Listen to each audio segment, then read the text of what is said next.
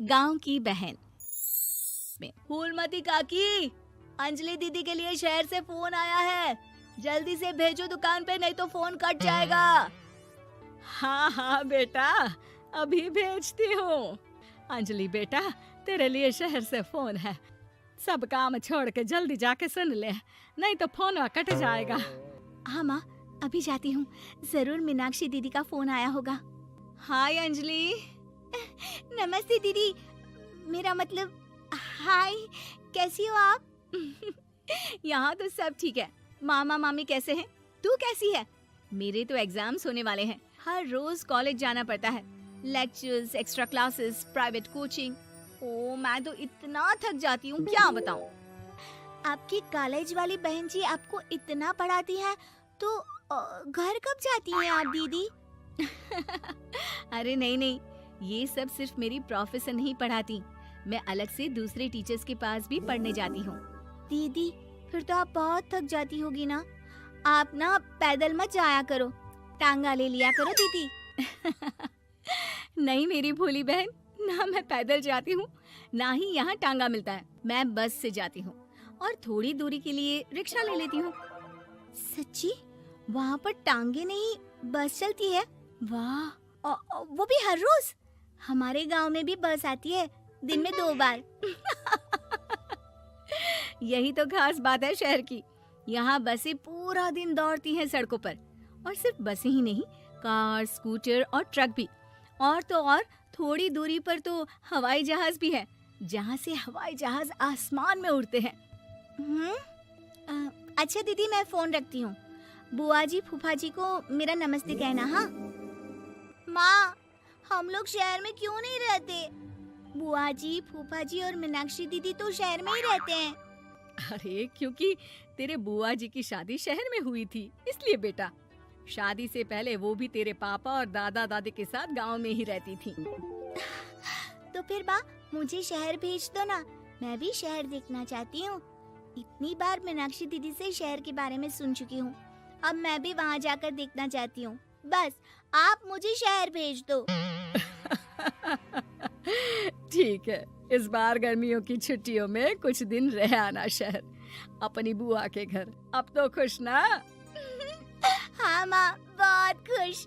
आप देखना मैं शहर जाके कितने मजे करती हूँ। अंजलि अगले दिन स्कूल जाती है और वहाँ अपने सारे दोस्तों को अपने शहर जाने की बात बताकर चिढ़ाती है। अरे श्रद्धा, शीतल, सरोज, तुम लोग इन गर्मियों की छुट्टियों में कहाँ जा रही हो? एकादशी वाले गांव के मेले में। हम तो दूसरे गांव में नानी के घर जाएंगे, उनका घर नहर के किनारे है, बड़ा मजा आएगा।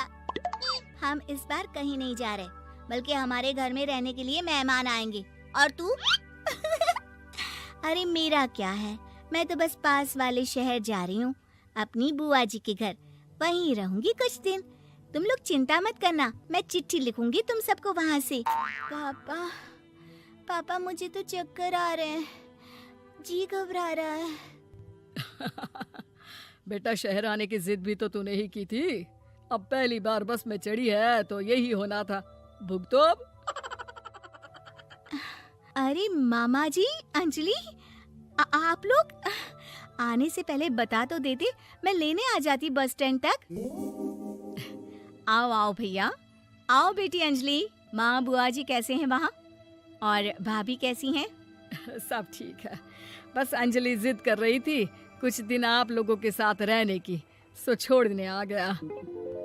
दीदी आप मुझे शहर घुमाने ले जाओ ना, मुझे भी शहर देखना है। हाँ हाँ चल, तैयार हो जा जल्दी से।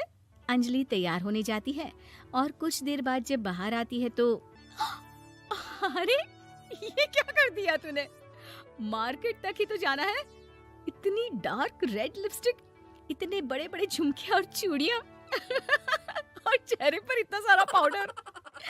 मेरी बहन ऐसे नहीं चलेगा, जा और ये सब हटा के आ। अरे कैसे, क्यों? मैंने शहर आने के लिए इतनी मेहनत से ये सब इकट्ठा किया था, और वैसे भी मैंने देखा है मोहल्ले की राधा काकी के टीवी पर एक फिल्म चल रही थी, उसमें हीरोइन ना ऐसे ही तैयार होकर जाती है घूमने। सब पता है मुझे, मैं तो ऐसे ही जाऊंगी दीदी। अंजलि शहर की चकाचौंध को देखकर बहुत हैरान और खुश होती है। ऊंची ऊंची इमारतें, सड़क पर दौड़ती गाड़ियाँ, बड़ी बड़ी दुकानें, उसकी एक्साइटमेंट का ठिकाना नहीं था। दीदी, ये छोटा सा कमरा सड़क के किनारे क्यों रखा है? इसमें कौन रहता होगा? ये कमरा नहीं, पीसीओ है, पीसीओ। यहाँ पर लोग फोन करने आते हैं, सिक्का डालकर। ओह, हमारे गांव में तो दुकान पे ही जाते हैं बात करने। अच्छा चल, तुझे रेस्टोरेंट में खाना खिलाने ले चलती हूँ। Excuse me, 2 plate noodles please and 2 Cola. Meenakshi को ऑर्डर प्लेस करते हुए अंजलि बहुत ध्यान से देखती है और थोड़ी ही देर में ऑर्डर लेकर वेटर आ जाता है और खाना टेबल पर रख देता है। अरे, ये लंबी लंबी सेवइयाँ खाते कैसे हैं दीदी? और इसके साथ कोई अचार, प्याज, मूली कुछ भी नहीं दिया, बस ये छोटा सा पेट खुजाने वाला दे दिया है।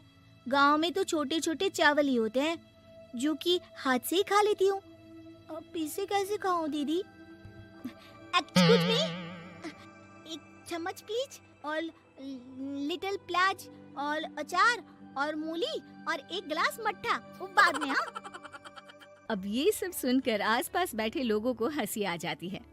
मीनाक्षी भी अपनी हंसी किसी तरह रोकने की कोशिश करती है और वेटर मुस्कुराता हुआ वहाँ से चला जाता है। अंजलि समझ नहीं पाती कि सब किस बात पर हंस रहे थे, लेकिन वो छिप जाती है। दीदी, मुझे लगता है कि मुझे इन सेवइयों को ऐसे ही खा लेना चाहिए, इसी पेट खुजाने वाले कांटे के साथ। एक काम कर, तू मुझे खाते देख, जैसे मैं खाऊं तो भी वैसे ही खा ले। ठीक है दीदी। अंजलि खाते खाते नूडल्स में सिरका ज्यादा डाल देती है, फिर ऊपर से नमक दानी से खेलते हुए काफी नमक भी अनजाने में छिड़क लेती है। अरे, ये क्या क्या खा लिया? अरे हाय हाय, कितना कड़वा है। पानी पानी, ये काला शरबत ही पी लेती हूँ। और जल्दबाजी में अंजलि जल्दी जल्दी कोला पी लेती है, जिससे उसके नाक में झंझनाहट होती है। दीदी, मुझे ले चलो यहाँ से।